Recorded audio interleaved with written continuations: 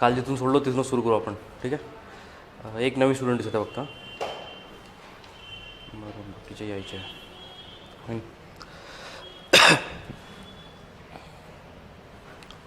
हे झालं होतं. हो, this was done. Was this done.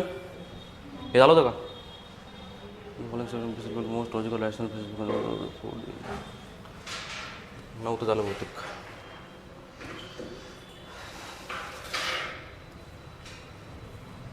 ठीक है. One more new student. पुरानी कल नहीं थे बस. ठीक है. तो आपको पता है क्या चल रहा है. सीधा चल रहा है यूपीएससी का. यूपीएससी आप यहाँ पे यूपीएससी स्टूडेंट है किसी को एमपीएससी के सारे. सब एमपीएससी है. आप यूपीएससी हो. यूपीएससी यूपीएससी 3 यूपीएससी से. अच्छा आपने एमपीएससी का पेपर देखा है कभी. यूपीएससी वालों ने एमपीएससी का कॉम्प्रिहेन्शन देखा है और एमपीएससी कॉम्प्रिहेन्शन बघितलं आहे कधी. याच्यापेक्षा थोडंसं म्हणजे इझी राहतं. ठीक आहे ना. हिंदी मराठी दोन्ही चालतं. ठीक. Let us talk English. We are discussing English comprehension. Okay. So काल आपण बघितलं 2 अप्रोच आहे हे सॉल्व करायला कॉम्प्रिहेन्शन. एक तर म्हणजे you will start first by reading the paragraph and then going to the questions. Else you can start reading the question first and then come back to the paragraph. Okay, so there are 2 ways. It's up to you whichever suits you. Now there are new students, so we will go by both the methods for at least 1 or 2 questions and then I will ask you to do some questions. Okay, so let's go by conventional method. We'll read first and then go to the questions. Okay, so sourcing food from non-agricultural lands, uncultivated systems such as forest, wetlands, pastures, etc. This is हे काय करतात non agricultural लँड्सला describe केले त्यांनी ब्रॅकेटमध्ये. What are non agricultural lands. Uncultivated system such as forest, wetlands, pastures in addition to agricultural lands enables a systemic approach to food consumption. Basically food कन्झम्पशनचा systemic approach काय आहे तर non agricultural land आणि agricultural लँडला दोन्ही mix करून त्यांनी एक ओवरऑल स्टेटमेंट बनवलं आहे. ठीक आहे. It allows rural and tribal communities to sustain themselves for whole year and steer clear of natural disaster and season induce shortfalls of agriculture food. It allows rural and tribal communities to sustain themselves for a whole year and steer clear of natural disasters and season-induced shortfalls of agricultural food. Means आता हे काय सांगत आहे की we know agricultural land. Agricultural lands are dependent upon rainfall and all natural process that follows. आता जर tribal rural कम्युनिटीजला sustain करायचं असेल सो फक्त ॲग्रिकल्चर लँड्सवर डिपेंड राहून चालणार नाही. नॉन ॲग्रिकल्चरल लँड्सवर पण डिपेंड राहावं लागेल. Because agricultural land we can reap the benefits only in particular seasons. हां बट नॉन ॲग्रिकल्चर आता समोर बघू पण काय म्हणाले. ठीक आहे. Since the productivity of trees is often more resilient to adverse weather conditions than annual crops. सरळ सरळ म्हटलं की productivity of trees means not agricultural trees means which are in non agriculture land forest वगैरे they are more resilient to weather, adverse weather conditions. Not annual crops, which are agricultural crops, they are not resilient. ठीक है. Forest foods often provide a safety net during a period of food shortages caused by crop failure. Means हे paragraph काय सांगत आहे की एक तर non agriculture land आहे मग ॲग्रिकल्चर लँड आहे. ठीक आहे. नंतर काय म्हणत आहे की रुरल ट्रायबल कम्युनिटीज ज्या ज्या वल्नरेबल कम्युनिटीज आहे those can not be dependent only upon agricultural lands. Why. Because agricultural crops are not resilient to adverse weather condition. ठीक है. Non agricultural lands are well worse for adverse weather condition. So it will act as a safety net. Safety net जैसा इस्तेमाल होगा उसका during periods of crop failure. ठीक है. Crop failure जर झालं तर rural tribal communities will not sustain if they are only dependent on agricultural lands. ठीक है. So cause of crop failures, forest floods and make important contribution during seasonal crop production gaps. So basically पूर्ण paragraph कशावर आहे agriculture non agriculture लँडच्या दोन्ही कसे महत्त्वाचे आहे rural tribal कम्युनिटीजला त्याच्यावर आहे. आता will go to answers. So most logical rational message conveyed by the passage. बाजूला सांगतो मी. बेसिकली प्रत्येक वेळी आपल्याला क्रक्स ऑफ द पॅसेज विचारला जातो समरी सारांश. ठीक आहे. So what ever you feel the conclusion of this passage should be the answer. ठीक आहे. So it should be a broader conclusion and not a specific topic. ठीक आहे. Now read the answers. Food yielding trees should replace other trees in rural and tribal areas and community owned land. Is this passage conveying this message? What would you say? Food yielding trees should replace. कुठेच नाही लिहून ठीक आहे. This is done. Food security cannot be ensured in India with the present practice of conventional agriculture. Now this statement is factually correct, but with respect to paragraph, this is not what the paragraph is suggesting. ठीक है. Wasteland and degraded areas in India should be converted into agroforestry systems to help the poor. Again, it is giving a specific solution. ठीक है. This is also wrong. Agro ecosystem should be developed in addition to or along with the conventional agriculture. अब आता agro ecosystem कुठे आला नाही याच्यात, पण basically non agricultural land used for cropping community, then it will be called as agro ecosystems. ठीक आहे. Combined in nature, non agriculture. So this is the more suitable, more inclusive statement, more comprehensive statement. So this will be the answer. काय doubt आहे? ठीक आहे. आता बघा, काल मी म्हटलं होतं 80 क्वेश्चन्स असतात. 80 क्वेश्चन्स आहे and we need how many marks? 67 marks. passage comprehension will come around 25 marks, 25 questions from passage and 55 from aptitude. So you need to have complete focus on this 25. You cannot leave any question in comprehension. That is the truth. If you have seen the 2023 paper, you shall not leave any question of this 25, 26, whatever they may be. ठीक आहे. 25 मधले जरी तुम्ही 4 जरी चूक केले, ठीक आहे, 4 जरी तुम्ही चुकीचे केले तर 21 बरोबर आहे. 4 चुकले, this will fetch you around 50 marks. Now only requirement is of 17 marks, which will you have to anyway get from the aptitude. ठीक है. So if you are very well confident in aptitude, then okay. But if you are not, then you have to solve all 25, all questions of comprehension. You cannot leave any of them. ठीक है. Even if you are a bit confused in one or two of the questions, you have to solve everything. 80 questions, 120 minutes, 1.5 per question. But you don't have to solve 80 questions. That's not our target. We hardly have to solve how much? 25 of comprehension and max 20 of aptitude and logical reasoning. 45 questions, you will be done. Okay? You will be well above 67. Even if few of them are wrong, you can very well cross 67 marks. Actually MPSC मध्ये आधी पूर्ण पकडायचे ना, म्हणजे ते cut off नव्हता, दोन्ही मिळून cut off लागायचा. आता परत बदलला आहे.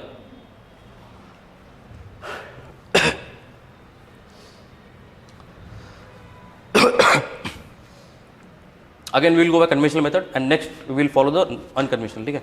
While awareness on use, misuse and abuse of antibiotics is common knowledge, as is the impact of dosing poultry with the antibiotics.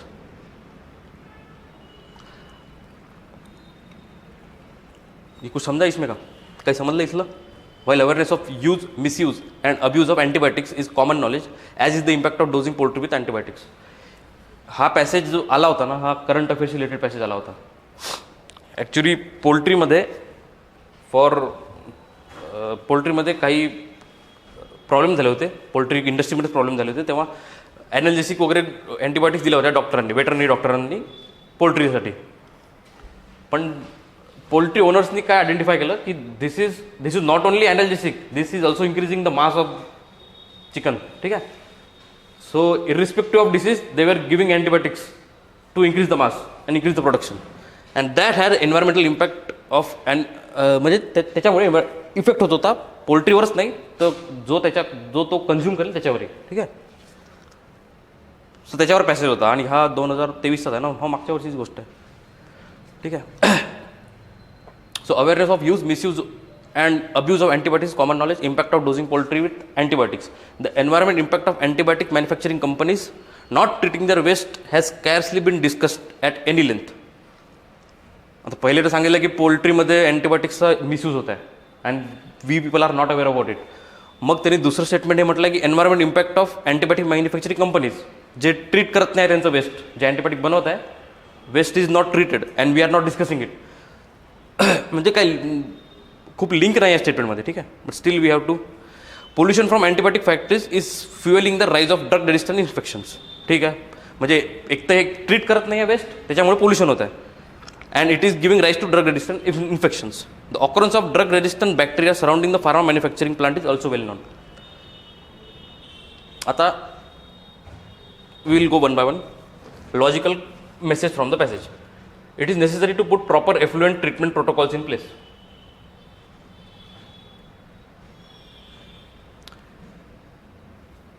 म्हणजे पॅसेज हे कन्वे करत आहे का? It is necessary to put proper effluent treatment protocols in place. Effluent म्हणजे काय? जे इंडस्ट्रीतून by product बाहेर निघेल, waste, that is the effluent. So is this passage conveying this same? It is necessary to put proper effluent treatment protocols in place. Actually बघ, तू वाचलं असेल, environment impact of antibiotic manufacturing companies not treating their waste has scarcely been discussed. It is not been discussed. So काही प्रमाणात हे sentence effluent treatment डिस्कसच होत नाही, म्हणजे you have to put treatment places. ठीक आहे. Next, no we are not sure about this की हे राईट आन्सर आहे की नाही. We have to go each and every option. It is necessary to promote environmental awareness among the people. Now is हे सुचवत आहे का पॅराग्राफ? हा is this the crux of the paragraph? तुम्हाला पॅराग्राफ कळला का की नाही? वाचलंच नाही? मग वाचा एकदा.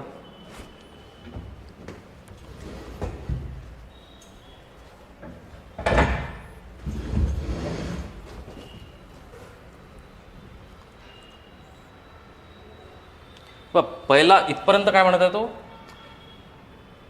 Awareness misuse of antibiotics in poultry.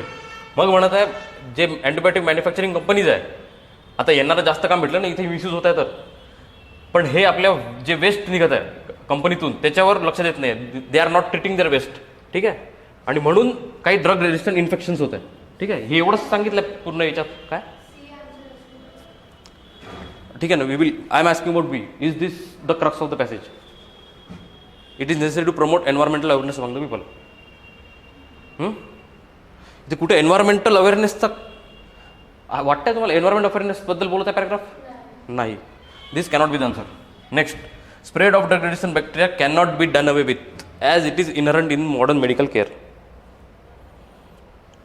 So you are Singh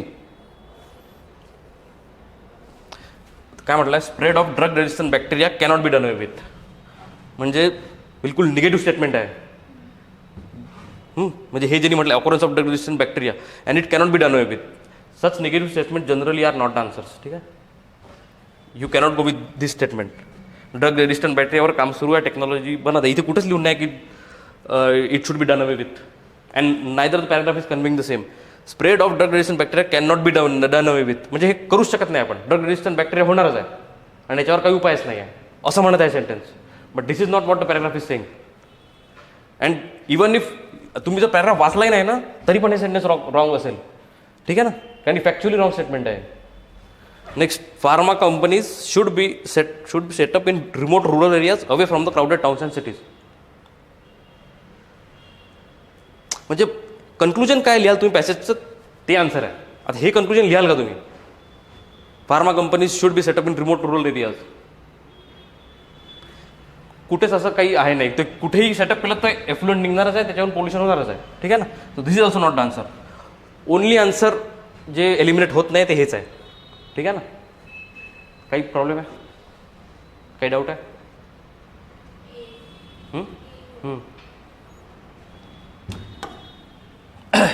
now will go another way. Will first read the question, then will come to paragraph.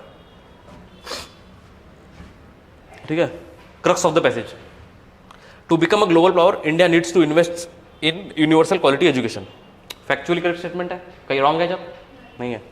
India is unable to become a global power because it is not focusing or promoting knowledge economy. हाँ? Paragraph सोडून द्या तुम्ही. हे sentence बरोबर आहे की नाही हे मला सांगा. बरोबर आहे? हे बघा, हा गव्हर्नमेंटचा पेपर आहे. निगेटिव्ह अगेन्स्ट गव्हर्नमेंट स्टेटमेंट आहे पूर्ण. This shall not be the answer, never be the answer. ठीक है. This is also wrong. So without reading passage, we have eliminated one option. हे नाही झालं हे झालं आहे. Our education system should focus more on imparting skills during higher education. Okay, this is blank statement, fine. So B and C are okay. Parents of many school children are illiterate and are unaware of the benefits of quality education. Okay, this is factually might be true. Of many school children are illiterate. You are accusing them of being illiterate, of many. So this is also quite a negative statement. Okay, if you are saying true, we will take it true. But if I am there, I will also negate this question, this option also. So I am only with A and C. We will also consider D for your sake, and then we will come back to the question. Benefits of good quality education accrue only when student complete and leave school after having acquired the gateway skills. Like one learns to walk before running, similarly one picks up advanced skills only after picking the basic foundational skills. काय म्हणतात, benefits of quality education complete and leave the school only after you have acquired the gateway skills. Gateway skills म्हणजे काय? Gateway स्किल्सचा अर्थ त्यांनी पुढच्या स्टेटमेंटमध्ये सांगितला आहे. Like example दिलं आता गेटवे स्किल्सचं. Like one learns to walk before running, similarly one picks up advance skills only after picking the basic foundational skills. म्हणजे गेटवे स्किल म्हणजे काय? Basic foundational skills. The advent of knowledge economy poses new challenges and one of the severe consequences of having an uneducated workforce will be our inability to keep pace with the global economy. पण याच्यात थोडासा मोठा sentence आहे, you need to break it. काय म्हणतात? Advent of knowledge economy poses a new challenge. Okay, ठीक आहे, new challenge. And one of the severe consequences of having uneducated workforce. Challenges of uneducated workforce will be our inability to keep pace with the global economy. ठीक आहे. Without a strong learning foundation at the primary level there can be no improvement in the higher education or skill development. ठीक आहे. Without strong foundation समोर काही अर्थ नाही. Now you see this statement. Done. Now we are back to our education system should focus more on imparting skills during higher education.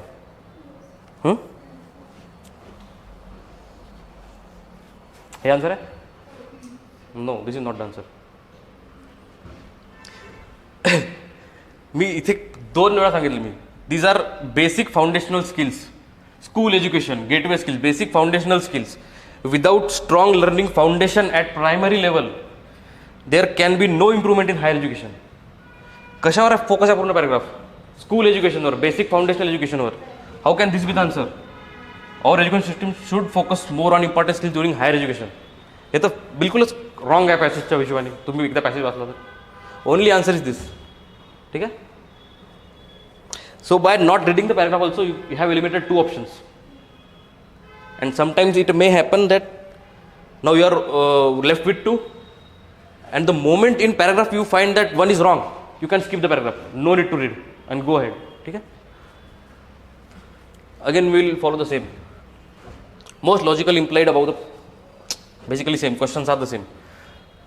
Modern technology enfeebles societal structure and makes life difficult.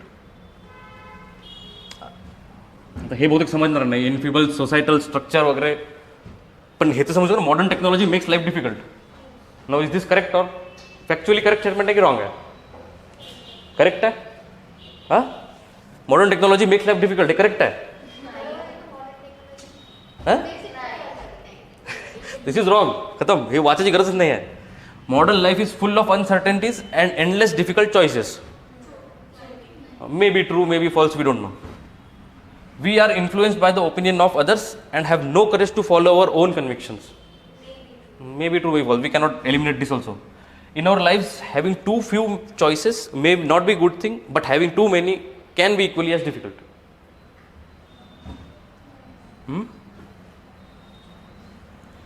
In our lives, having too few choices कमी असणं पण थोडंसं प्रॉब्लेमच आहे. And having too many choices, that is also difficult. ठीक आहे ना?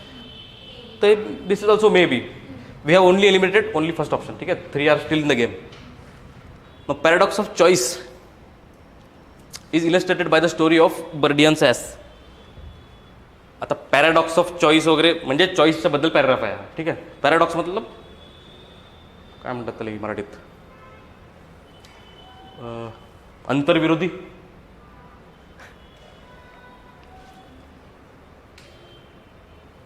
मतलब ये पैराडॉक्स ऑफ चॉइस मतलब ये स्टेटमेंट है. Few choices are may be good may be bad, more choices may be good may be bad. This is the paradox. अंतर्विरोधी statement हो गया ना वो. ज़्यादा भी है तब भी गलत है, या फिर सही है, कम भी है तब भी गलत है, ठीक है।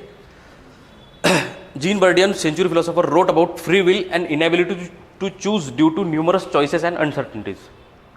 म्हणजे त्याच्यावर डिस्कशन सुरू आहे, या पॅराडॉक्सवरच सुरू आहे. पण इथेच सांगितलं पॅराडॉक्सचा मतलब काय आहे. Free will and inability to choose due to numerous choices. In the story, a donkey stands between two equally appealing stacks of hay. Unable to decide which to eat, it starves to death. Changes in technology and innovations such as smartphones and tablets only exacerbate glut of choices. बात काय सांगितलं त्यांनी, एक तर पहिले paradox of choice सांगितलं आहे, मग त्याला एक्सप्लेन केलं आहे काय paradox of choice, mug example दिलं आहे डॉंकीचं. ते एक्झाम्पल आपल्या काही सध्या कामाचं नाही, त्याच्यात आपण बघितलं होतं आन्सरमध्ये कुठेच काही मेन्शन नाही त्या एक्झाम्पलचं, सोडून द्या एक्झाम्पल. मग काय म्हटलं, चेंजेस इन टेक्नॉलॉजी इनोव्हेशन्स म्हणजे modern technology only have exacerbate our glut of choices. आता याच्यावरून हे जरी तुम्हाला नाही कळलं, एक्सॅसबरेट ग्लट वगैरे हे नाही कळलं तरी तुम्ही अंदाज लावू शकता काय म्हणत आहे. We have increase our choices. हे ग्लट हा इकॉनॉमीचा टर्म आहे, glut. If RBI had too much deposit in its bank, it is called glut of money, ठीक आहे. Constant connectivity and over consumption of real time data and social media can leave little room for self reflection and rest, making decisions more difficult in life. परत तेच, एवढा मोठा data, social media वगैरे एवढे choices आहे की we will find it difficult to make decisions. परत तेच बोलत येतो, life is about choices. Many people are overwhelmed with attractive life choices yet find themselves unhappy and anxious. ठीक है, जाओ छोड़ो, हर शब्द का मीनिंग हमें जरूरत नहीं है, ठीक है. नहीं आया छोड़ो, आगे बढ़ो. फर्स्ट क्या, फर्स्ट तो हमने पहले ही रॉन्ग कर दिया था. Modern technology makes life difficult. Is ये थोड़ी ना आप कन्वे कर रहा है पैसेज, ये कन्वे कर रहा है पैसेज. पूरी बात ही चॉइसेस पे हो रही है. Choices modern life is full of uncertainties and endless difficult choices. देखो अभी पूरा पैराग्राफ दो भाग में डिवाइडेड है. एक तो पैराडॉक्स ऑफ चॉइस और दूसरा क्या लिखा है इसने, can little room for self reflection.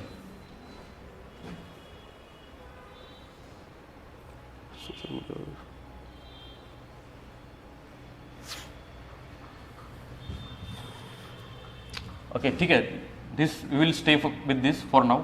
Late us to see. We are influenced by opinion of others and have no courage to follow our own convictions.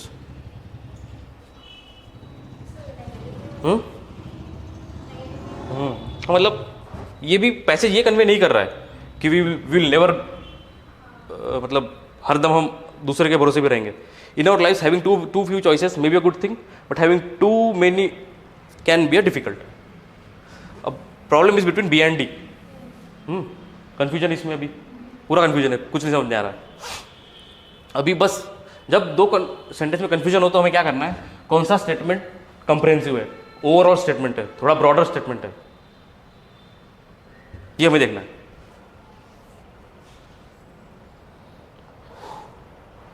अभी बार बार इसमें टू मेनी चॉइसेस वगैरह आया हुआ है, तो you can go for D. ठीक है, इसमें का ये थोड़ा सा कंप्रेहेंसिव स्टेटमेंट है, you can go for D. This is the answer actually.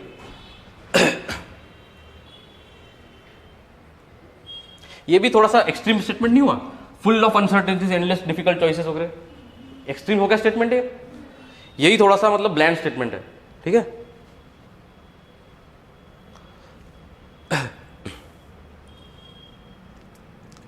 एक आप करोगे, ये करके देखो, कैसे भी करके देखो आपके हिसाब से. पहले ये पढ़ो या पहले वो पढ़ो, आपके हिसाब से देखो. And focus on accuracy not time. ठीक है, यू कैन टेक टाइम.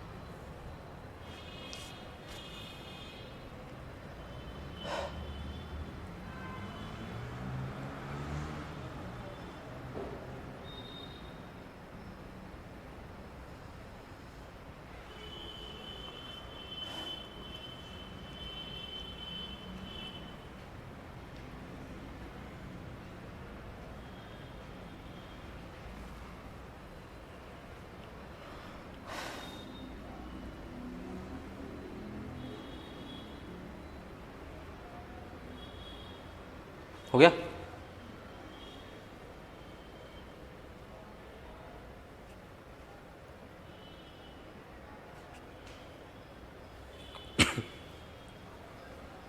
ठीक है, मतलब क्या कर रहा है? A flexible environment is needed to develop solutions. देखो अभी अभी क्रक्स नहीं निकालना है पैराग्राफ का, अभी इतना ये क्या बोला इसने, अभी 3 स्टेटमेंट है, इस 3 स्टेटमेंट से हमें पैराग्राफ में जो इंप्लाई हो रही है वो निकालनी है। क्रक्स निकालना होता तो एक ही स्टेटमेंट होता, ये 3 स्टेटमेंट दिए उसने, ठीक है ना, और इसमें से 2 करेक्ट है, ऑप्शन से दिख रहा है 2 करेक्ट है, इसमें से एटलीस्ट 2 करेक्ट है, तीनों भी करेक्ट हो सकते हैं। तो flexible environment is needed to develop solutions.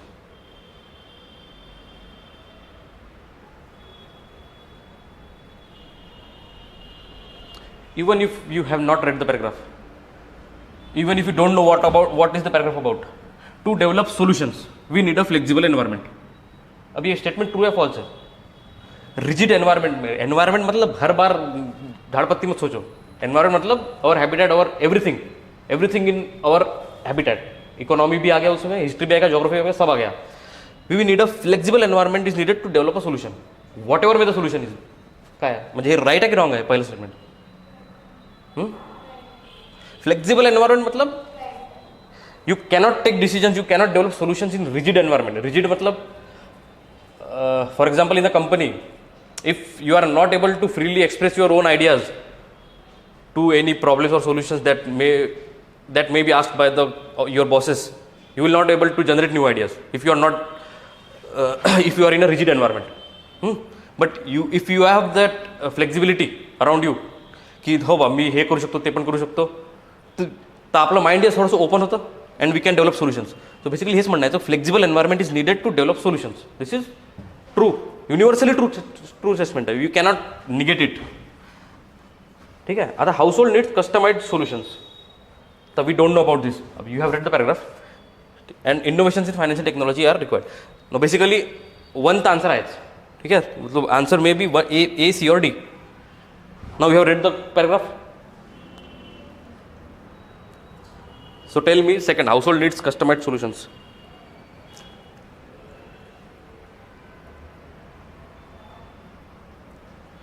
Answer lies in the first sentence. Household finance is in India is unique. Unique मतलब क्या? हर घर का फाइनेंस अलग होता है. तो ये स्टेटमेंट क्या? Household needs customized solutions. Customize मतलब क्या? हर हाउस के हिसाब से एक सॉल्यूशन चाहिए हमें. तो ये पहली स्टेटमेंट ही हमें दूसरा आंसर दे रही है, household needs customized solutions. ठीक है, दूसरा भी हो गया. तीसरा, innovations in financial technology are required.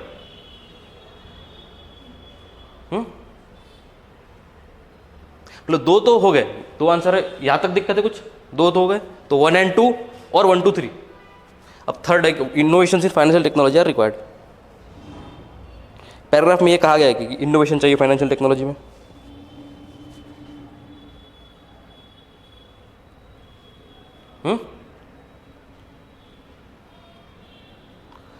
अब देखो ये क्या कह रहा है paragraph. We have tendency to invest heavily in physical assets such as gold और property. Steps to encourage financialization of savings are critical. Means financialization of savings are critical. आता आप घर पे गए, अपने पापा को बोला पापा ये गोल्ड बेच दो, हम स्टॉक खरीद लेंगे, घर से बाहर निकाल देंगे पापा आपके. ये हो ही नहीं सकता. इतना रिजिड सिस्टम है अपना हाउस होल्ड का कि हम हर बार गोल्ड और प्रॉपर्टी में इन्वेस्ट करेंगे. And step to encourage financialisation, मतलब हर डाइवर्स फाइनेंशियलाइजेशन में अगर हमें घुसना है तो 2 स्टेप्स आर क्वाइट क्रिटिकल. इतनी आसानी से वो स्टेप फॉलो नहीं होने वाले. A populace accustomed to traditional processes will not simply jump into financialization. वही मैंने कहा अभी, मतलब जो पॉपुलेशन इतने दिनों से ट्रेडिशनल वे में इन्वेस्ट करते आ रहा है, वो तुरंत अपना सिस्टम तो बदलेगा नहीं. तो hurdles to change include onerous bureaucracy, skepticism of organized financial institution, a lack of information about which. अब देखो यहाँ पे थोड़ा सा इंग्लिश में इन्होंने गड़बड़ कर दिया. अभी छोड़ो, आपको ये समझ में नहीं भी आया, कोई दिक्कत नहीं है. इतना हर्डल्स टू चेंज इंक्लूड, ये नहीं समझ में आया छोड़ो, ये नहीं समझ में आया छोड़ो. लैक ऑफ बेसिक इंफॉर्मेशन, इतना समझ में आ रहा है. ठीक है. About which of the myriad service and provided is best for the family. Basic information ही नहीं है कि what is best for the family. ठीक है. मतलब पैसेज क्या कह रहा है कि ट्रेडिशनल वे में जो प्रॉपर जो इन्वेस्टमेंट हो रहा है वही चल रहा है, और अगर हम थोड़ा सा इनोवेशन करने की कोशिश करेंगे तो दिक्कत हो जाएगी। क्यों दिक्कत होगी? क्योंकि हमारे पास प्रॉपर इंफॉर्मेशन ही नहीं है। अभी जब हम शिफ्ट कर रहे हैं, सिर्फ शिफ्ट कर रहे हैं कि ट्रेडिशनल वे से न्यू वे में, तो ये इनोवेशन इन फाइनेंशियल टेक्नोलॉजी तो बहुत दूर की बात होगी। अभी तक फाइनेंशियलाइजेशन ही नहीं हो रहा है, तो इनोवेशन तो दूर की बात होगी। ठीक है ना? इनोवेशन का कोई मेंशन भी नहीं है पैराग्राफ में, फाइनेंशियल इनोवेशन वगैरह। Are you getting it?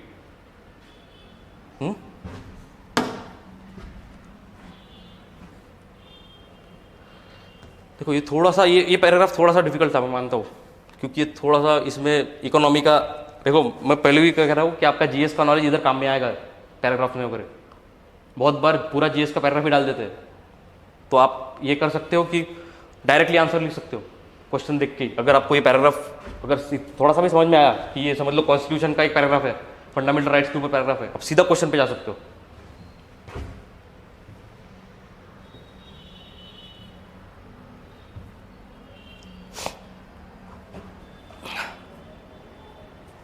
ठीक है, ये पढ़ते हैं। Pharmaceutical patents grants protection to the patentee for the duration of patent term. Patent क्या होता है पता है? Everyone knows what is the patent? नहीं पता? देखो अब जैसे कोविड हुआ, जब हुआ तब कोई दवाई नहीं थी हमारे पास। पहली दवाई वेस्टर्न कंट्रीज ने ईजाद की थी, जो भी नाम होगा। जब उन्होंने वो दवाई निकाली बाहर मार्केट में तो नहीं निकाली, पहले उन्होंने कहा कि हमने ये निकाली है, फिर WHO के पास गई, अप्रूव किया। अप्रूव करने के बाद बोला ये टेक्नोलॉजी हमारे पास है, हम ऐसे तो ऐसे तो देने वाले हैं नहीं, हमें पैसा चाहिए, पेटेंट चाहिए कि ये टेक्नोलॉजी सिर्फ हमारे पास रहेगी, हम बताएंगे मतलब हम रॉयल्टी वसूल करेंगे। जो भी टेक्नोलॉजी खरीदना चाह रहा है ये, हम उससे रॉयल्टी वसूल करेंगे। That is called as patent. मतलब patenting something, it is your own. नई टेक्नोलॉजी कोई सी भी, मैं दवाई की बात नहीं कर रहा हूँ, कोई सी भी नई टेक्नोलॉजी अगर इवॉल्व हुई है और अगर वो इकोनॉमिकली वायबल है, फाइनेंशियली वायबल है, उससे पैसा बन सकता है, दे कैन पेटेंट इट। तो that is the patent. A pharmaceutical patents grant protection to the patentee. Patentee मतलब जिसने पेटेंट के लिए अप्लाई किया है, for the duration of patent term. और एक टर्म होता है वो, ठीक है ना, कि इतने 20 सालों तक ये टेक्नोलॉजी तुम्हारी है, तुम किसी को बेच सकते हो अपने हिसाब से, मतलब तुमको रॉयल्टी मिलती रहेगी उतनी। Patent is enjoy the liberty to determine prices of medicine. अब वही डिटरमाइन करेंगे प्राइजेस ऑफ मेडिसिन, उन्होंने टेक्नोलॉजी डेवलप किया, which is time limited to the period of monopoly but could be unaffordable to public. अब जब patent जैसी चीज होती है तो ऑब्वियसली प्राइस बढ़ेगी। अब यहाँ पे दवाइयों की बात हो रही है, फार्मास्यूटिकल कंपनी, दवाइयों की प्राइस बढ़ेगी, इट विल बिकम अनअफोर्डेबल। ठीक है, such patent protection offered to the patent is believed to benefit the public over a long term through innovation, research and development। मतलब ये कहना चाह रहा है कि ये जो पेटेंट टेक्नोलॉजी है ये हम बंद नहीं कर सकते। अगर बंद कर दी तो फिर इंसेंटिव नहीं बचेगा नई टेक्नोलॉजी को निकालने का किसी के पास। तो मैं टेक्नोलॉजी निकाल दूँ, आगे जाके कोई यूज़ कर ले और मेरे हाथ कुछ लगे ही ना, तो मैं क्यों करूँ कुछ? तो मेरे लिए भी तो कोई इंसेंटिव चाहिए ना। तो अगर ये बंद कर दिया पेटेंट टेक्नोलॉजी तो इनोवेशन ही नहीं हो पाएंगे। तो पेटेंट टेक्नोलॉजी क्या है? एक लॉन्ग टर्म सोल्यूशन है। मतलब हो सकता है कुछ सालों बाद ये पेटेंट टर्म हट जाएगी, उसके बाद फ्री हो जाएगा, मतलब फ्री नहीं, नॉर्मल कॉस्ट पे आ जाएगा सब कुछ। तो ये लॉन्ग टर्म सोल्यूशन है पेटेंट। मतलब such patent protection afforded to patent is believe to benefit the public over long term through innovation and research development, although it comes at a cost in the nature of high prices for the patent medicine. ठीक है, फिलहाल तो high prices पे है, long term में वो price कम हो जाएगी। The patent regime and price protection through a legally validated high price for the medicine during the currency of patent provide the patentee with a legitimate mechanism to get returns of the cost of the innovation. Basically वो क्या कह रहा है कि ये time period में patent अपना जो कॉस्ट लगा हुआ है उन्हें टेक्नोलॉजी में वो निकाल लेगा, ये पेटेंट टर्म में प्रॉफिट भी जनरेट कर लेगा थोड़ा बहुत, उसके बाद पेटेंट टर्म खत्म हो जाएगी।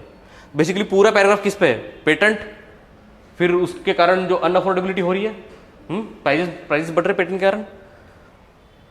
पर ये we cannot say that we should cancel out this process। Patent की प्रोसेस हम कैंसिल नहीं कर सकते, this has to be there, this is a part of research and development. ठीक है, इतना ही पैराग्राफ में दिया हुआ है। अब देखो क्या कह रहा है, patent protection given to patent is put a huge burden on public purchasing power in assessing patented medicine.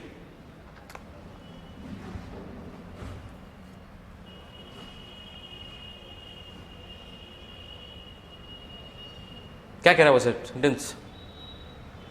ठीक कह रहा है, गलत कह रहा है?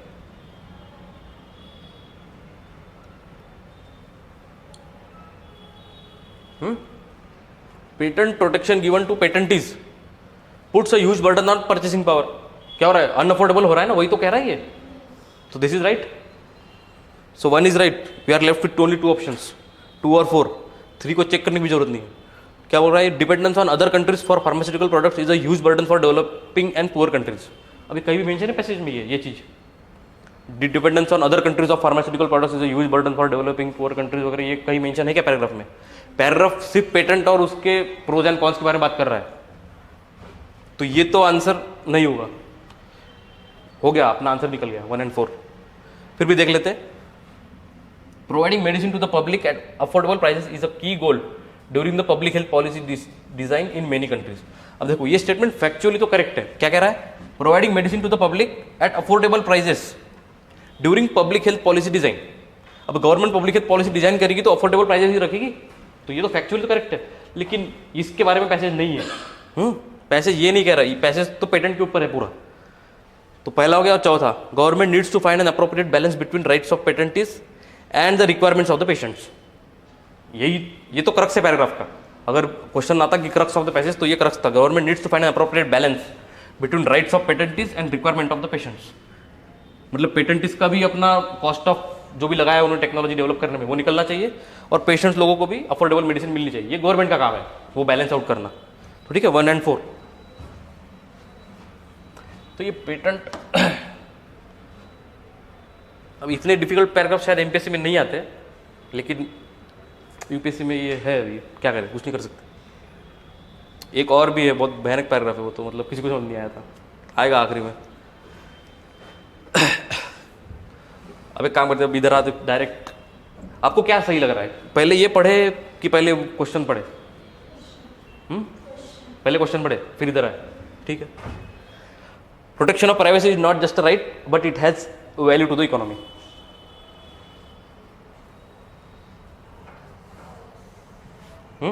ठीक है. Okay. There is a fundamental link between privacy and innovation.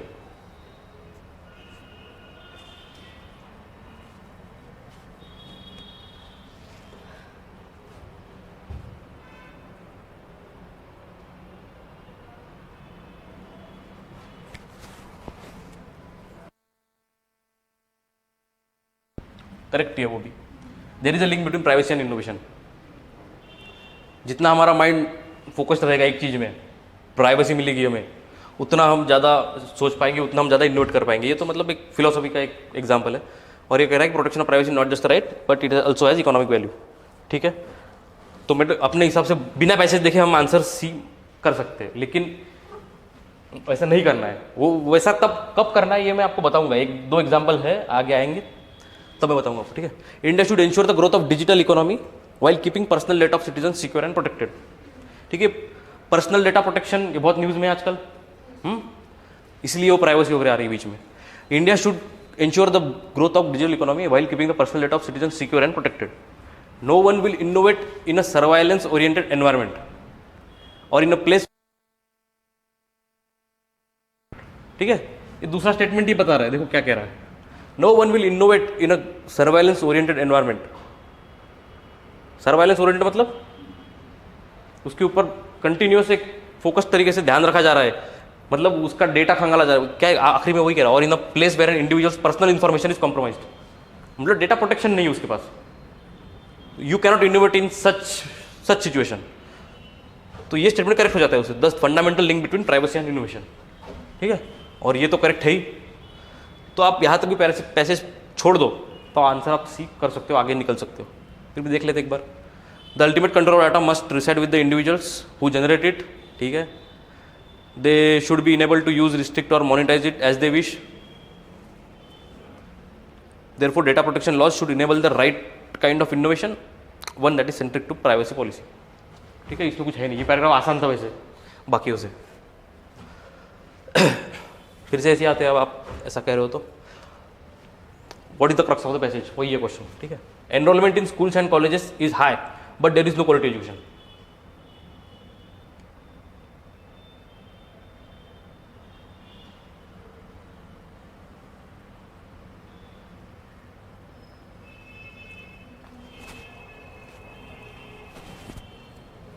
क्या लगता है स्टेटमेंट, मतलब जनरली स्टेटमेंट सही है क्या गलत है? हम मतलब वी कैन से दैट, फिर भी ये गवर्नमेंट के अगेंस्ट स्टेटमेंट हो गया है, फिर से नेगेटिव स्टेटमेंट है, गवर्नमेंट के बिल्कुल अगेंस्ट स्टेटमेंट हो गया ये। जब तक ये एक पैराग्राफ नहीं कहता तब तक हम इसको नहीं मानेंगे, तो फिलहाल के लिए इसको हम कैंसिल आउट कर देते हैं। दूसरा, unemployment must be seen as function of rising education and aspiration of young Indians. Unemployment is seen as function of rising education, मतलब फंक्शन ऑफ मतलब अनएम्प्लॉयमेंट की रीजन क्या है? रीजन ये है कि rising education and aspiration of young Indians. No way, ये cancel, ठीक है। There are no labour intensive industries to accommodate the huge number of unemployed people. Labour intensive industries मतलब सेकेंडरी इंडस्ट्रीज, जो आयरन एंड स्टील वगैरह ऐसे जो industry होगी, मतलब सेकेंडरी मार्केट पूरा। So there are no labour industries to accommodate huge number of unemployed people. अब ये अगर आपने इकोनॉमी पढ़ा है तो ये फैक्चुअली करेक्ट स्टेटमेंट है। सबसे कम पॉपुलेशन इधर ही है, सबसे ज़्यादा सर्विस सेक्टर में, पॉपुलेशन सबसे ज़्यादा एग्रीकल्चर सेक्टर में, उसके बाद सर्विस सेक्टर में, उसके बाद इधर आता है। तो ये अगर आपको जीएस का नॉलेज हो तो आप ये स्टेटमेंट निकाल सकते हो। रॉन्ग नहीं है, सही स्टेटमेंट है। रॉन्ग कैसे हो गया? There are no labour industry to, अच्छा नो लिखा है, sorry, no labour industry industries, ठीक है, तो ये तो गलती हो गया। The education system should be properly design so as to enable the educated people to be self-employed. Self-employed मतलब एंटरप्रेन्योरशिप, खुद का कुछ निकालना, ठीक है ना। तो education system should be properly design to enable that. अरे यार,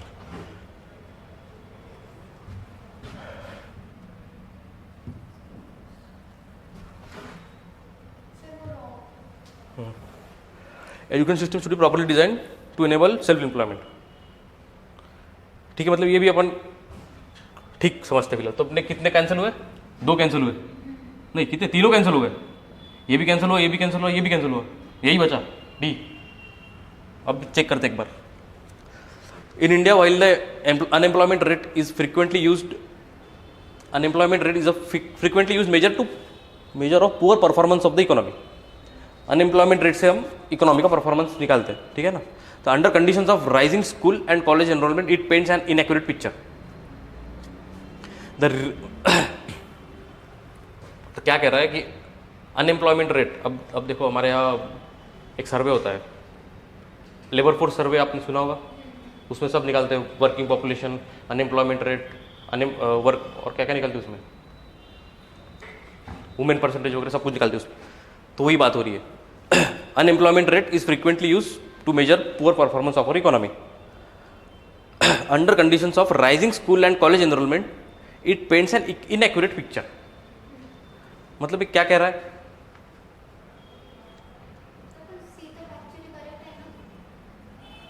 कसा? इनफ नाही, त्यांनी नो लिहिला सरळ सरळ, तर नाही नाही आहे, नाही आहे थोडी आहे, हां हाँ, एकही नाही आहे। इनफ इथे कुठे लिहून आहे की there are no enough labour intensive industry? बरं ठीक आहे, हे पण आपण सध्या तुम्ही म्हणता करेक्ट आहे, ठीक आहे। सो आता आपण फक्त कोणतं चुकलं आपलं, हेच चुकलं फक्त, नाही हेही चुकलं, 2 करेक्ट आहे, ठीक आहे। सध्या 2 सी एंड डी करेक्ट आहे सध्या। तो हा थोडासा डिफिकल्ट पॅसेज आहे, थोडासा म्हणजे while unemployment is a frequently used measure of poor performance of economy under condition of rising school and college enrollment, it paints an inaccurate picture. आता हे सोडा, under rising school and it paints and inaccurate picture, म्हणजे जे काही unemployment rate आपण use करत आहे इकॉनॉमीचा परफॉर्मन्स कॅल्क्युलेट करायला, it is painting an inaccurate picture. हे काहीतरी चुकत आहे इथे। का चुकत आहे? आता त्यांनी सांगितलंय की because of rising school and college enrolment, याच्यामुळे चुकत आहे काहीतरी। आता कसं काय हे सोडा सध्या, पण चुकत आहे, ठीक आहे। The reported unemployment rate is dominated by the experience of younger Indians who faced higher employment challenges and exhibit greater willingness to wait for the right job than their older peers. थोडासा मोठा statement आहे, ठीक आहे। The reported unemployment rate is dominated by hmm? Experience of younger Indians who face higher unemployment challenges and exhibit greater willingness to wait. आता काय म्हटलं याने की अनएम्प्लॉयमेंट कशामुळे वाढत आहे?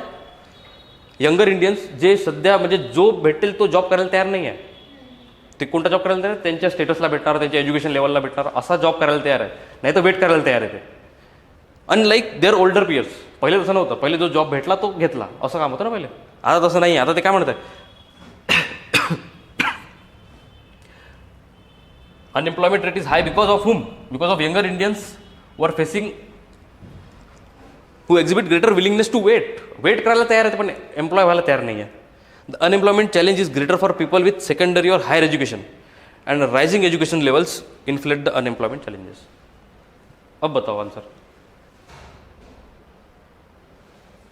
अब ठीक है, ये दो करेक्ट करे थे अपन. अभी देखो आखिरी board, the education system should be properly design to enable education of self employed. ये पैराग्राफ कहीं भी सेल्फ एम्प्लॉयमेंट के बारे में कुछ भी कह रहा है? ये कुछ नहीं कह रहे. अनएम्प्लॉयमेंट रेट के बारे में बात चल रही है पूरी. अनएम्प्लॉयमेंट रेट क्यों है, अनएम्प्लॉयमेंट रेट, इसी के बारे में बात चल रही है. लेबर इंडस्ट्रीज का कुछ मेंशन है पैराग्राफ में? नहीं है. इसको भी हटाओ. इसको हमने पहले हटा दिया था. जिसको हमने तुरंत हटा दिया था वही आंसर है. तो इसलिए मैं कह रहा हूं कि डायरेक्ट आंसर जाना रिस्की काम है आपको. ठीक है, अगर मिल भी गया एक आंसर तब भी आप एक बार पैराग्राफ पढ़ना है. So this is the answer. Unemployment must be seen as function of rising education and aspiration of young Indians. ये तो स्टेटमेंट लिखा हुआ है इधर अंदर में, अगर पैराग्राफ पढ़ा होगा तो बहुत बार क्या होगा, आप क्वेश्चन पढ़ोगे फिर आप इधर आओगे, फिर आपको लगेगा यार पहले ये पढ़ लेते तो मुझे जल्दी आंसर मिल जाता है. ऐसा हो सकता है. अब लेकिन एक ही सिस्टम फॉलो करो, या तो ये पहले पढ़ो या तो वो पहले पढ़ो.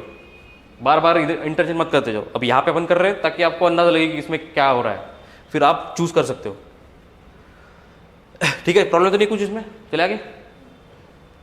Which one of the following statements best reflect most rational. वही modern statesmen need to be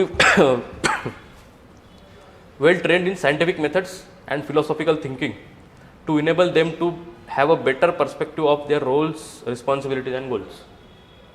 अभी तो पहले स्टेटमेंट्स क्या होते हैं, मॉडर्न स्टेटमेंट. देखो अगर ऐसा ऐसा कुछ आया नहीं समझ में आ रहा क्या है, तुरंत एक बार हिंदी में देख लेना. हिंदी का साइड टू साइड चलता है ना, वो इधर हिंदी रहता है इधर इंग्लिश रहता है. तुरंत देख लेना क्या क्या कह रहा है. मॉडर्न स्टेटमेंट मतलब पॉलिटिशियन, अपने स्टेट्समैन पॉलिटिशियन. अब थोड़ा सा यहाँ पे अगर पढ़ोगे तो आप अंदाजा लगा पाओगे कि ये स्टेटमेंट मतलब क्या कह रहा है. क्या कह रहा है? मॉडर्न स्टेट्समैन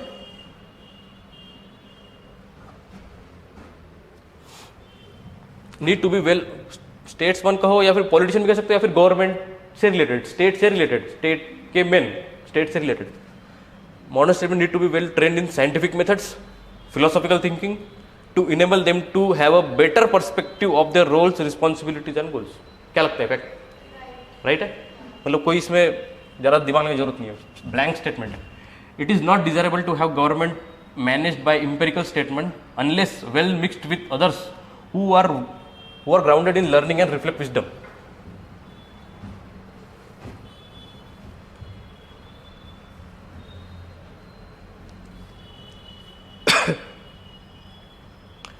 मतलब ये डिजायरेबल नहीं है कि गवर्नमेंट्स वो लोग रन करे जो एम्पिरिकल स्टेटमेंट्स हो, मतलब खुद के भरोसे सब कुछ चल रहा है उनका. देखो यहाँ पे लिखा है एम्पिरिकल स्टेटमेंट अनलेस. अनलेस मतलब क्या, अगर वो नीचे वाले तबके से बातचीत ही नहीं करेंगे तो वैसे स्टेटमेंट हमें नहीं चाहिए. ये यही कह रहा है वो. It is not desirable to have governments managed by empirical statement unless they are well mixed with others who are grounded in learning. ये भी सही है. As a statement, bureaucrats are the products of a society. It is desirable to have a system of education in a society that focuses on training. अब देखो ये क्या हो रहा है ना, थोड़ा सा आपको टाइम पे भी सोचना पड़ेगा, एक प्रेजेंस ऑफ माइंड रखना पड़ेगा.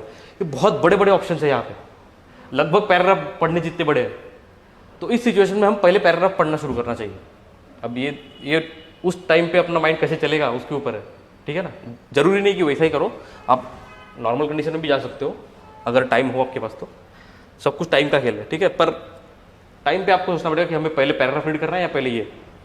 अब ये रीड करते आ रहे तो रीड कर लेंगे. It is not desirable to have, ये तो हो गया.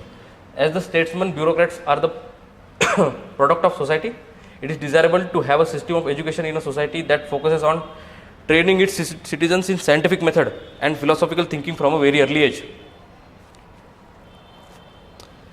देखो स्टेटमेंट बड़े बड़े हैं पर बिल्कुल सिंपल मतलब ओवरऑल स्टेटमेंट ये सारे के सारे क्या कह रहा है, it is desirable to have a system of education in a society that focuses on training its citizens. ये तो क्या है, नॉर्मल पॉलिसी है गवर्नमेंट की, training citizens, scientific method, philosophical thinking. अब बस at a very early age, ये थोड़ा सा यहाँ पे दिक्कत वाला बात है, ये थोड़ा स्पेसिफिक हो गया स्टेटमेंट, ठीक है ना। This may be wrong, may not be wrong, तो फिलहाल ये दो ज़्यादा करेक्ट लग रहे हैं हमें इससे। It is desirable that all the scientist need to be philosophers, ये तो बहुत ही एक्सट्रीम हो गया, ठीक है ना। तो ये तो हम गलती कर सकते हैं यहाँ से बिना स्टेटमेंट पढ़े। तो we are left with A B and maybe C. तो क्या कह रहा है, science by itself is not enough, there must be a force and discipline outside the science to coordinate them and point to a goal. अब science by itself is not enough, यहाँ बार बार philosophy हो रहा है, तो basically क्या कह रहा है, science by itself not enough, philosophy भी चाहिए हमें, ये आगे है इसमें। अब देखो, science by itself is not enough, there must be a force and discipline outside the science to coordinate them and point to a goal. It is not possible to run a course right when the goal itself has not been rightly placed. ठीक है, ये नहीं भी समझ में आ रहा, छोड़ो आगे बढ़ो। What science needs is philosophy, the analysis of scientific methods and coordination of scientific purposes and results. Basically science और फिलोसॉफी का मिक्सचर चाहिए, यही कहना है। Without this any science must be superficial. Superficial मतलब बहुत ही ऊपर डीप डेप्थ में नहीं जाएंगे हम, अगर सिर्फ साइंस पढ़ेंगे तो। फिलोसॉफी नहीं पढ़ेंगे, सिर्फ साइंस पढ़ेंगे तो डेप्थ में नहीं जाएंगे, यही कहना है। Government suffers precisely like science for lack of philosophy, वही गवर्नमेंट सफर कर रहा है हमारा। स्टेट्समैन जो कह रहा है ना वो, तो गवर्नमेंट स्टेट्समैन के पास वही चीज़ नहीं है, वो बिल्कुल साइंटिफिक ही सोचते हैं, वो फिलोसॉफिकल सोचते नहीं है, ऐसा ये पैर रखा कहना है, मेरा कहना नहीं है। For lack of philosophy, philosophy bears to science the same relationship which statesmanship bears to politics. ठीक है, movement guided by the total knowledge and perspective as against aimless and individual seeking. फिर से उसने यही कहा कि सिर्फ साइंस से क्या दिक्कत है, यही वो एक्सप्लेन कर रहा है। अगर नहीं भी समझ में आए तो आपको इतना समझ में आना चाहिए कि ये डिसएडवांटेज बता रहा है कि अगर सिर्फ साइंटिफिक सोचेंगे तो, फिलोसॉफिकल नहीं सोचेंगे तो मतलब ये पूरा एग्जैक्टली हमें वैसा अगर समझना जरूरी नहीं है। Just as the pursuit of knowledge becomes scholasticism when divorced from the actual needs of men and life, so the pursuit of politics becomes a destructive bed। छोड़ो, ये बहुत ज़्यादा हो गया, ये हो गया, यही तक कि अपना आंसर आ जाना चाहिए। देखो अभी सेकंड कट होगा, क्या बचा फिर, यही बचा। किसी को डाउट है इसमें? क्या डी? हाँ, तो आपकी बात सही है, यहाँ पे कुछ लिखा है ऐसा, science by itself is not enough, there must be force to discipline. ठीक है, मतलब उनका कहना है कि साइंस के साथ फिलोसॉफी चाहिए, लेकिन हम ऐसा नहीं कह सकते हर साइंटिस्ट फिलोसोफर ही हो। फिलोसॉफी समझना मतलब फिलोसोफर होना ऐसा नहीं है, ठीक है ना। तो यहाँ पे एक तो ये सेंटेंस जैसा का वैसा आना चाहिए था, वैसा आया नहीं है, ठीक है ना। और ये एक्सट्रीम स्टेटमेंट है, all philosophers must not be scientist, तो पहला आंसर है।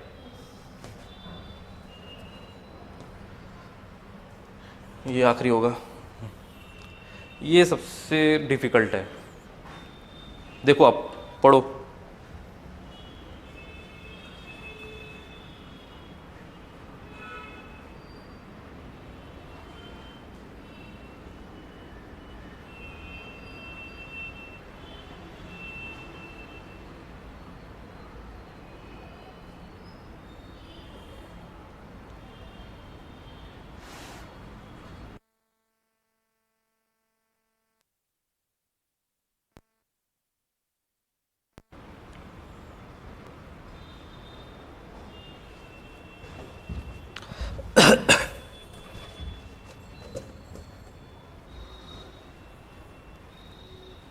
पढ़ लिया? क्या होना चाहिए आंसर? सेकंड। और कोई?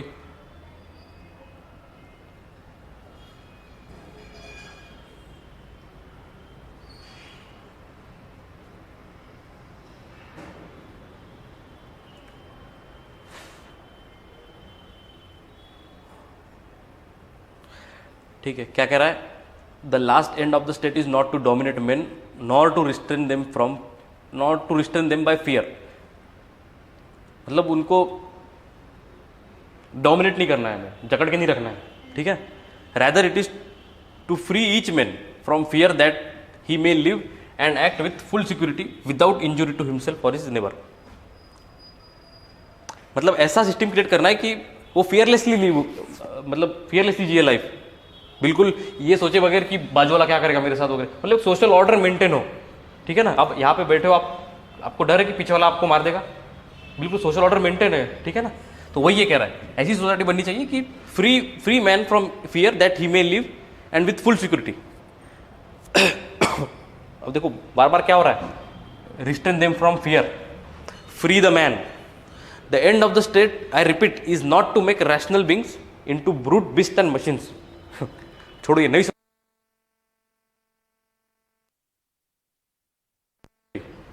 इसलिए आपने शायद भी बोला हेल्दी ऑफ, हाँ इसलिए नहीं बोला, ठीक है छोड़ो। इट इज टू लीड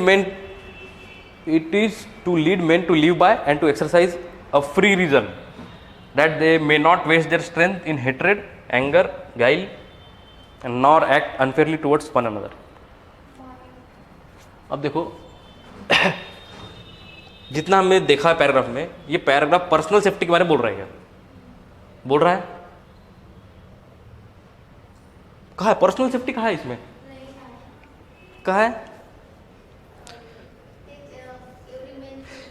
अरे वो पर्सनल सेफ्टी वो अलग कंटेक्स्ट में बात कर रहा है। वो क्या कह रहा है कि एक ऐसी सोसाइटी बननी चाहिए जिसमें फियर ना रहे, जिसमें हर मैन एक फ्रीली मूव हो सके, सोशल ऑर्डर मेंटेन हो। पर्सनल सेफ्टी के बारे में कहाँ लिखा है कि पर्सनल सेफ्टी क्या हो सकती है? ये थोड़ा सा फिलोसॉफिकल टाइप का लेक्चर मतलब पैराग्राफ है। इसमें सोशल ऑर्डर के बारे में मेंशन किया है, पर्सनल सेफ्टी के बारे में नहीं। कोई चोरी डकैती मर्डर के बारे में कुछ नहीं हो रहा है यहाँ पे।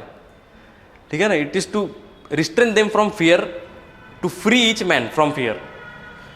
और फिर क्या कह रहा है? It is end of the state मतलब government, is not to make rational beings into brute beast and machines. Rational मतलब रैशनल थिंकिंग, हर बात को क्वेश्चन करना, हर बात को साइंटिफिक तरीके में लेना। Into brute beast and machines, अभी इनटू मशीन्स इतना समझ सकते हो आप? हर कोई साइंटिफिक बारे में सोचेगा तो एज गुड एज मशीन ही होगा। तो ये पर्सनल सेफ्टी तो कहीं नहीं जा रहे हम इसमें। कम्युनल हार्मनी जा रही इधर कहीं? हाँ, कम्युनल हार्मनी मतलब क्या? हाँ, कम्युनल मतलब दो कम्युनिटी के बीच में हार्मनी है, मतलब एक रिलीजियस झगड़े नहीं हो रहे। हार्मनी मतलब एक state of being silent. Communal harmony, यहाँ पे कहीं कम्युनिटीज या हार्मनी इसका कोई मेंशन नहीं है। तो ये दो ऑप्शन तो अपने आप ही एलिमिनेट हो गए, बचता है सी, बी और D. It is to lead by free reason and ये सो। अब देखो हर थोड़ी देर बाद ये क्या कह रहा है? हेल्थ ऑफ माइंड के बारे में नहीं कह रहा है।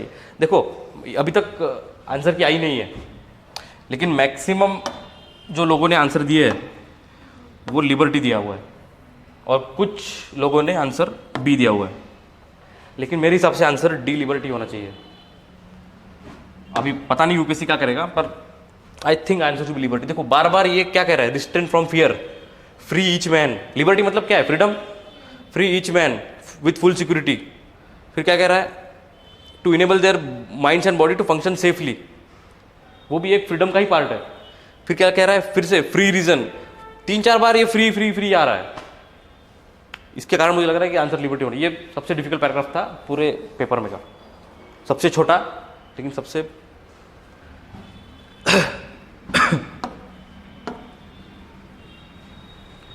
तो ये पेपर हो गया खत्म 2023।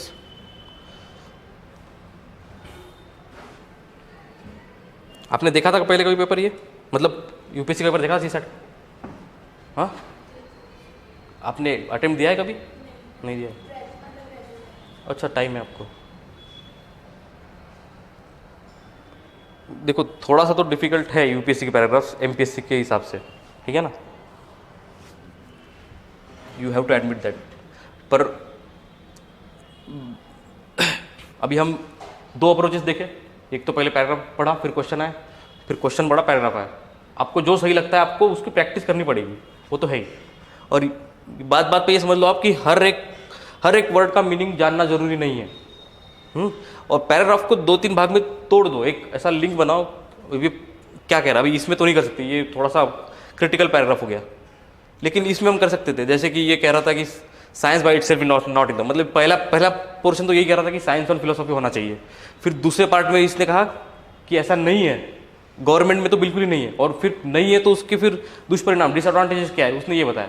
ऐसे 3 पार्ट में मैंने पैराग्राफ को डिवाइड कर दिया। अब हम उधर गए, अपने आप आंसर मिल जाएगा। मैक्सिमम आंसर्स ऐसे ही रहेंगे जो कॉम्प्रहेंसिव रहेंगे, थोड़े से ब्रॉड लिखे रहेंगे आंसर, कोई स्पेसिफिकेशन नहीं होगा आंसर में, ठीक है ना। ऐसे 90% आंसर ऐसे ही रहेंगे। हो सकता है आपको पढ़ने के बाद थोड़ा डाउट हो, लेकिन अगर डाउट हो भी दो ऑप्शंस में, तो you have to choose that which is more comprehensive, which is more overall, and you have to mark each and every, हर क्वेश्चन आपको करना ही इसमें का, ये छोड़ नहीं सकते पैराग्राफ। अभी इसमें बहुत टाइम लगा, मैं लगभग कितना, कल के 2 घंटे 1.5 घंटा और आज का लगभग 2-2.5 घंटे लग गए पूरा पेपर सॉल्व करने में। इतना तो टाइम है नहीं हमारे पास, तो टाइम पे वर्क करने के लिए हमको चाहिए प्रैक्टिस, ठीक है।